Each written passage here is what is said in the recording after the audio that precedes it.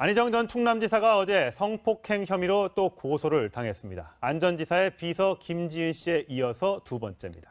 네, 그럼 취재기자 연결해서 자세한 내용 들어보겠습니다. 서상희 기자. 네, 서울 서부지검입니다. 네, 어제 검찰에 고소장이 접수됐죠. 거기에 적힌 안 전 지사의 혐의는 뭡니까? 네, 안희정 전 지사에게 성폭행을 당했다고 주장해온 여성 A씨는 어제 변호인단을 통해 고소장을 제출했는데요. 모두 세 가지 혐의가 적혀 있었습니다. 업무상 위력에 의한 추행과 간음, 그리고 강제 추행입니다.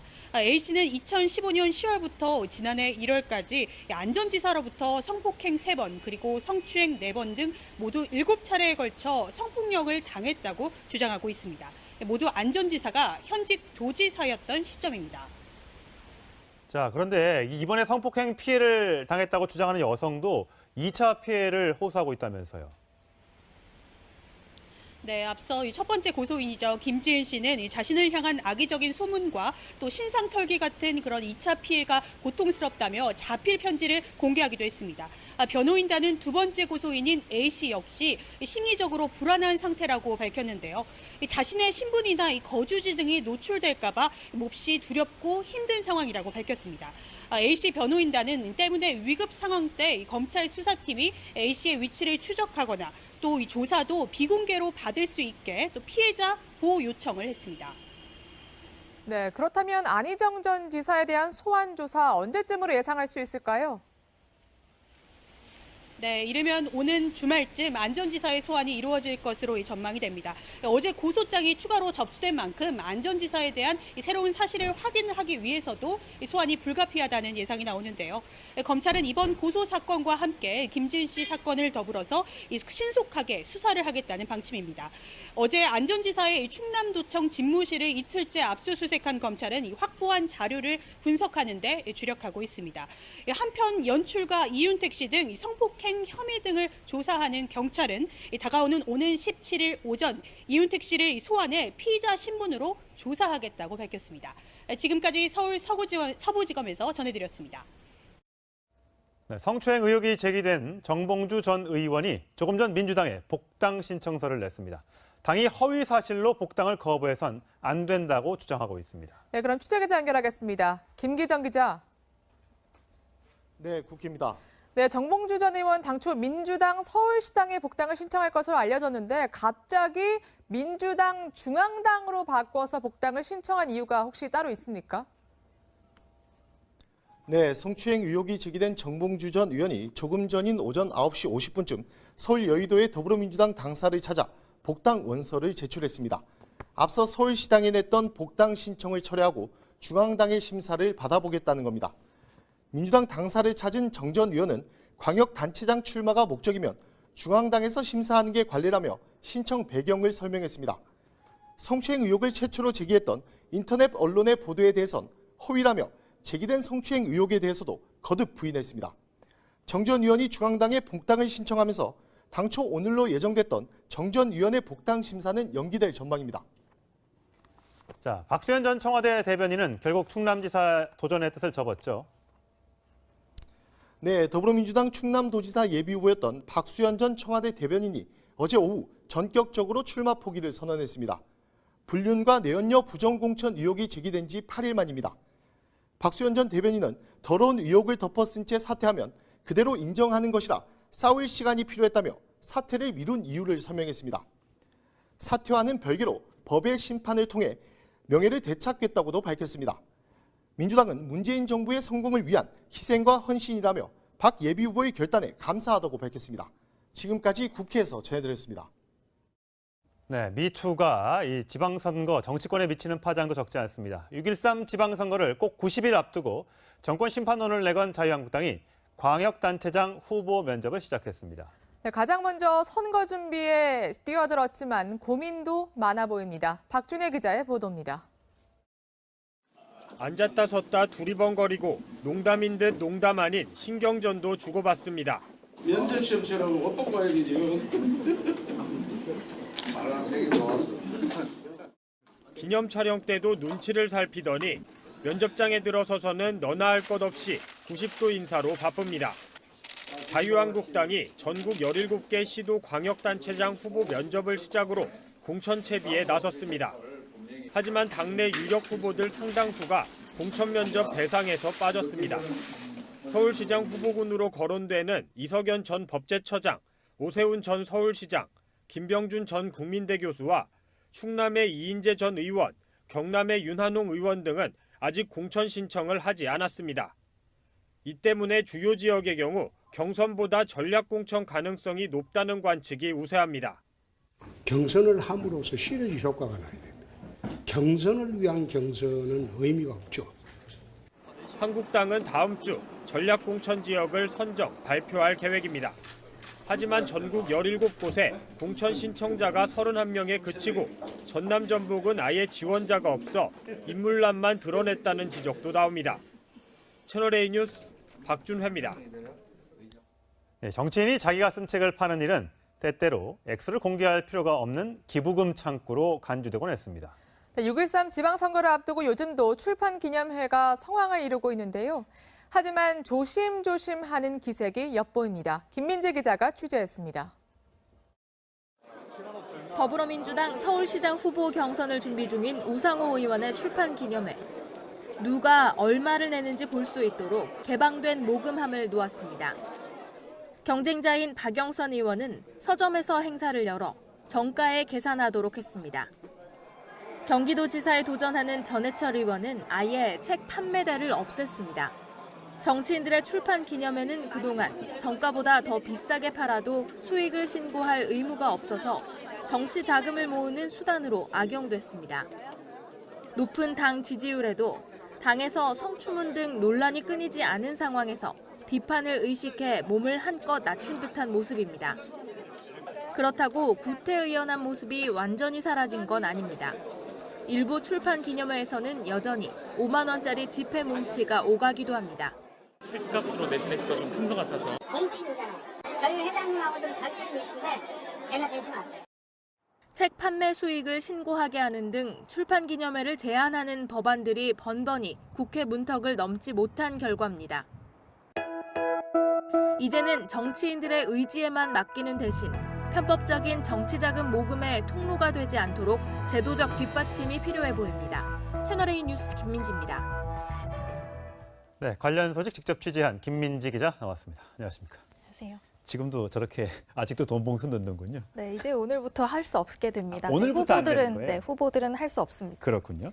자, 홍준표 자유한국당 대표도 책을 낼 예정이라면서요? 네, 어제 SNS를 통해서 밝힌 내용인데요. 네.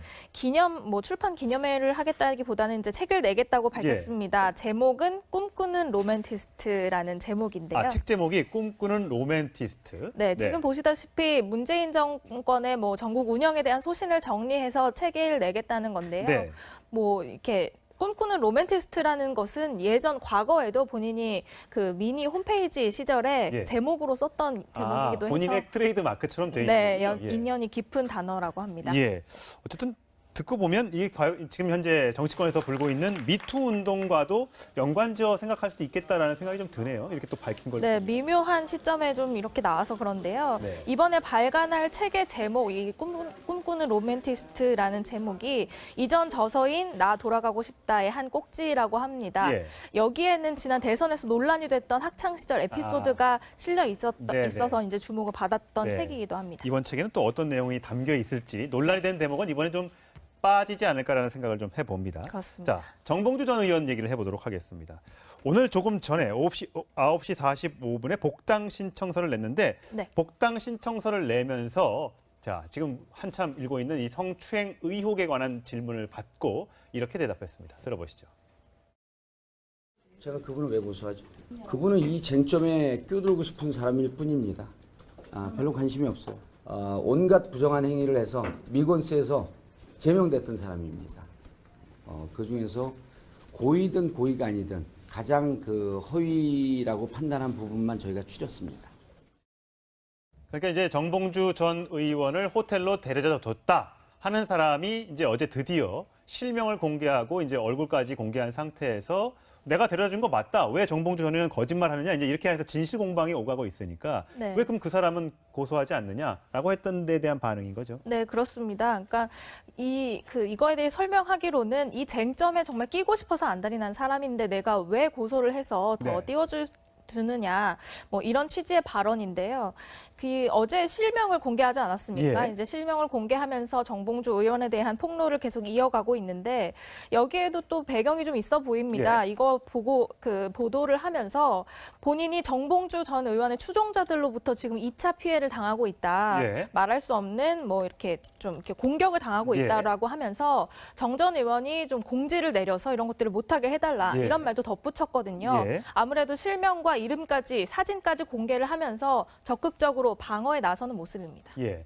마침 정봉주 전 의원이 이제 그 당에서 이렇게 나가게 될 때는 이제 BBK 사건으로 인해서 유죄 판결을 받지 않았었습니까? 네, 네. 이제 그 이후에 마침 또 이제 공교롭게도 이명박 전 대통령이 어제 검찰 포토라인에 섰는데, 자, 이 부분 때문에 내가 당에서 나왔으니 이 부분이 이제 해결됐으니 나는 민주당으로 돌아가야겠다라고 주장을 하고 있는 건데 민주당에서의 반응이 좀 궁금합니다.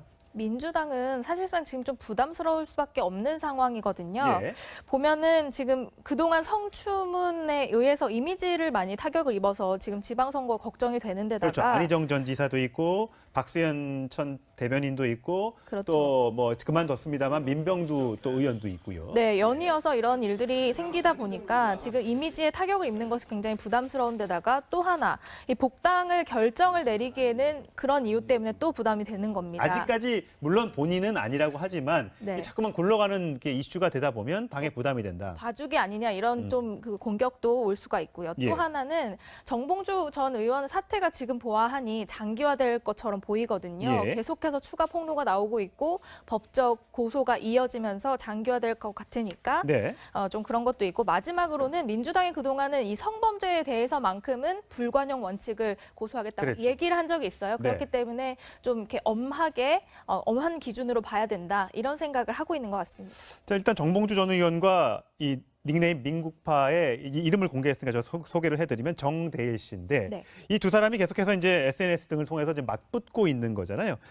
정봉주 전 의원은 서울시장 캠프 준비 중에 이 자필 반성문을 제출하면서 용서를 빌었던 사람이다라고 얘기를 하고 있는 반면에 이 정대일 씨는 지난 12월 10일 지난해겠네요. 정 전 의원이 카페 운영을 도와달라고 부탁을 했고 강퇴 상황에서 어떻게 돕냐 이렇게 물으니까 뭐 짧은 반성 메시지 하나 보내달라고 했다. 이렇게 이제 주장을 하면서 이쪽 부분에 대한 것도 굉장히 지금 첨예하게 맞붙어 있어요. 누구 말이 맞는지 모르겠습니다. 네, 그러니까 추가 폭로를 닉네임 민국파가 하니까 이제 자필 반성문까지 제출했던 사람 이렇게 예. 공격을 하고 싶었던 것 그 같은데요. 자필 반성문이 이 내용이라는 얘기죠? 네, 예. 그러니까 이제 사면을 받고 복권을 받고 나서 이제 카페 운영할 사람이 필요했던 모양이에요. 네. 그래서 좀 그 부탁을 했더니 지금 강퇴 상황이니까 어떻게 해야 되냐 물었더니 이제 뭐 짧은 반성 메시지 하나 정도 보내라 이런 문자 내용을 네. 공개하면서 뭐 그 정도 내용이지 자기가 엄청 잘못한 것처럼 하는 건 뭐 이렇게 사실이 아니다는 취지로 이야기한 것 같습니다. 예. 자, 정봉주 전 의원의 이 복당 신청이 어떻게 받아들여질지 여부는 조금 더 시간을 두고 좀 지켜봐야 할 것 같습니다. 네. 안희정 전 충남지사 얘기로 넘어가 보도록 하겠습니다. 어제 두 번째 피해자라고 주장하는 여성이 변호사를 통해서 이 고소장을 제출했는데요. 그 장면 보시겠습니다. 여러 개라서 제가 하나하나 다 말씀드리기가 좀 그렇네요. 저희 유력추행, 유력가는 강제추행 포함되어 있고요. 죄명은 3개고요. 범죄 사실은 7개가 맞습니다. 거기까지 말씀드릴게요. 자, 김지은 씨와는 다른 점이요. 강제추행 혐의가 포함되는데 이 부분을 포함시킨 게 이제 폭력이나 협박 이런 게 있었다는 얘기인가요? 네, 그렇습니다. 지금 나머지는 공통적으로 김지은 씨와 똑같이 겹쳐지는 부분인데요. 새로 네. 들어간 게 강제추행 부분입니다. 예. 이것을 보면요. 폭행 또는 협박이 있으면 인정이 되는 부분인데 네. 인정이 되면 10년 이하의 징역까지 나올 수도 있는 그런 예. 죄명입니다. 예. 그러니까 반항이 어려울 정도의 폭행이나 협박이 있다면 인정이 된다는 건데 지금 보시면 이제 상하 관계가 있지 않습니까? 예. 상급자였고 또 A씨 피해 여성 주장하는 여성이 더 좋은 민주주의 연구소의 직원이었기 때문에 예. 상급자 하급자의 관계로서 봤을 때 이런 점들을 어느 정도 이야기를 했기 때문에 이런 강제추행 혐의도 포함시킨 것으로 보입니다. 사실 그동안 뭐 여러 차례 안희정 전 지사 측에서는 이게 그냥 합의하에 또는 사랑하는 사이였다라고 주장을 하고 있기 때문에 만약 이 부분까지 사실로 드러난다면 안 전 지사의 도덕성에는 큰 타격이 될 수밖에 없을 텐데요. 그렇죠. 네. 자, 이 두 사람이 각각 성폭력을 당했다고 주장하는 시점이 교묘하게 좀 다르다면서요. 네, 겹치지는 않습니다. 예. 그러니까 최초 폭로자인 김지은 씨는 2017년 7월, 작년 7월부터 올해 2월까지로 이야기를 했는데 두 번째 피해자는 그 전입니다. 2015년 10월부터 2017년 1월까지라서 사실상 그래픽이 나가니까 먼저요. 김지은 씨가 4차례 성폭행을 당했다고 주장하는 시점이 작년 7월과 8월, 9월, 그러니까 석 달 내리였고요. 올해 2월 25일 날 마지막으로 당했다고 얘기를 했습니다. 그렇습니다. 그런데 반면에 이제 A 씨, 두 번째 피해자는 지금 보면은 2015년 10월부터 4차례 성추행은 있었는데 2015년 충남이나 서울 근교에서 식당 이런 데서 추행을 당했다 이렇게 주장을 하고 있고요. 또 그 성폭행 관련해서는 3차례 있었는데 서초 호텔, 서울 중구 호텔, 또 서울 여의도 호텔에서 다 호텔이네요. 네, 이렇게 성폭행을 당했다 이런 주장이 있습니다. 그러니까 2015년부터 2016년까지는 A 씨와 이런 그 관계가 있었던 걸로 성폭력이 있었던 걸로 지금 피해자가 주장을 하고 있고 김지은 씨는 그 이후인 2017년 이렇게 그렇습니다. 된다는 얘기죠. 네. 자, 이 안희정 측은 어쨌든 해명을 제가 소개시켜드리지 않을 수가 없기 때문에 이렇게 해명을 해왔습니다. A 씨 또 김지은 씨와는 마찬가지로 좋은 감정 갖고 만났던 사이다. 구체적인 만남은 세세하게 기억하지 못한다 이렇게 밝혀왔습니다. 안희정 전 지사가 언제쯤 이르면 이번 주말쯤 소환될 예정이라고 하니까 그 내용도 좀 지켜봐야 될 것 같고요. 자, 마지막 인물로 박수현 전 청와대 대변인. 끝까지 버틸 것 같았던 박수현 전 대변인 결국 자진 사퇴를 했습니다. 네, 당의 결정을 받아들이겠다고 하면서 어제 사퇴문을 발표를 했는데요.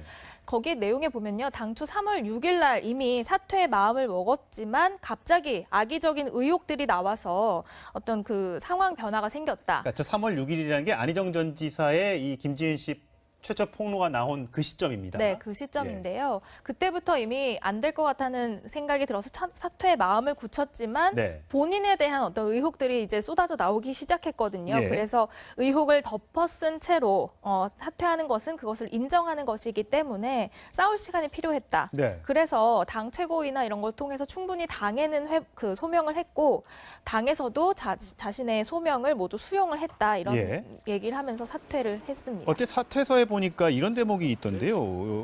문 대통령이 정무석까지 보내서 당을 설득하려고 했다. 그러니까 한병도 청와대 정무석이 청와대 출마하라 마라 할 상황이 아니다 이렇게 얘기는 했습니다만 본인이 어쨌든 청와대 대변인을 했으니까 나름대로 인정을 받고 이렇게 지방선거에 출마하게 됐는데 이런 불미스러운 일로 낙마를 할 위기에 처했는데도 청와대가 날 믿고 해줬다라고 하는 뉘앙스처럼 보여요. 네, 충분히 그런 점을 이렇게 소구하려는 모양이었는데요. 청와대나 당 모두에서 부인을 했습니다. 먼저 한병도 정무수석 같은 경우에는 청와대가 출마를 하라 마라 할 상황은 아니다 이렇게 했고요. 당 관계자는 청와대는 그냥 당의 결정을 따르겠다는 입장일 뿐 이래라 저래라 하지는 않는다 이렇게 부인을 한 상황입니다. 자, 박수현 전 청와대 대변인은 안희정 전 지사의 최측근으로 알려져 있죠.